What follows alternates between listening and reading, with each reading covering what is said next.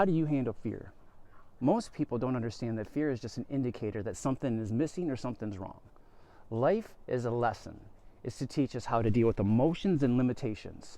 And one of the hardest emotions to learn to come in terms with is fear, because most of us don't understand it. Do you know that when you're angry and you have rage inside you, that's actually fear? It's not, anger is not a primary emotion. So how do we handle this fear? Well, for one, we can't be scared of it. Most people do anything in their life to avoid fear, including making bad decisions, including making fast decisions, rash decisions. You know, we look at the national debt, for example. We look at our own personal debt. Those are all fear-motivated decisions that we made to try to buy things and do things that we weren't ready to enjoy yet. And it's a way that we deal with fear because we don't know how to regulate it.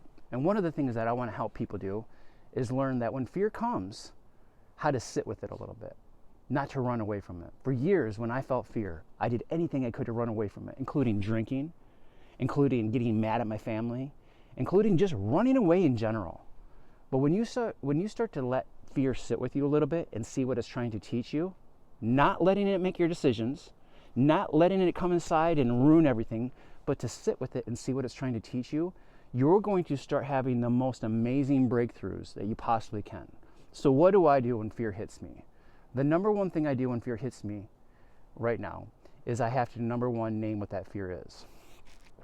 I can't get it all tangled up with everybody else, because that's the first thing that people do when they get mad, is they want to grab for anybody they can around them to misplace that fear on somebody else, because really they're scared.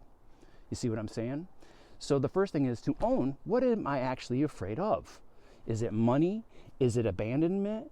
Is it, is it something that I'm scared because I'm trying to do something new in my life and no one's ever taught me how to do it? To name it is one of the most important things. You got to name that fear so you don't blame it on other people.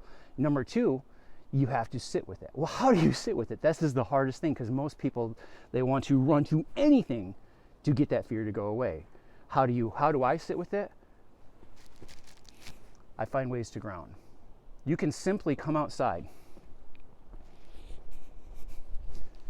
and find a tree and just touch it. Literally just touch it. That in itself will ground you. Now, is that going to make it go away? No. Are you still going to have fear? Yes. But if you do that day in and day out, come outside, touch some snow. Come outside, play with your animals. Find nature. Find ways to ground yourself. Go do the dishes. Put your hands in the water. If you live in a cold climate, a lot of people are like, well, I live in a cold climate, I can't do a lot of that. Oh, look, there's nature everywhere. You can simply go outside and just stare at leaves, and that grounds you. These grounding things that I do, they help the fear go down, because what you want to do is you want to allow fear to come in, but you don't want it to sit at your table. This is really important. If you can get to the point where you let fear come in to teach you your lesson, but you say, you're not going to make any decisions here. You're not going to come at my table and tell me or my family how we're going to behave. Once you can get it to that place, you can let the fear start to show you the indicators in your life that you need to change. That might be you need to deal with the abandonment. You need to deal with some of the things that are unprocessed as a kid. It's not a one and done kind of thing. But the more you can ground, the more you can be outside in nature, the more you can detach yourself from all the things like televisions and screens and all that for periods of time in your life to be able to do inside searching. You're going to start noticing the fear is going to start going lower and lower and lower and lower. And of course, there's things that we can do with our body and our diets to help that. But grounding, when that fear comes, simply going and touching a tree, not hugging it, not being weird. You don't have to get a yoga suit on, or you don't have to lay a yoga mat down. None of those things are wrong. But there's a lot of men that don't want to do that. You can simply go and touch a tree and not be weird about it. You can simply grab some snow. Sometimes I grab a pine cone and I just hold it in my hand.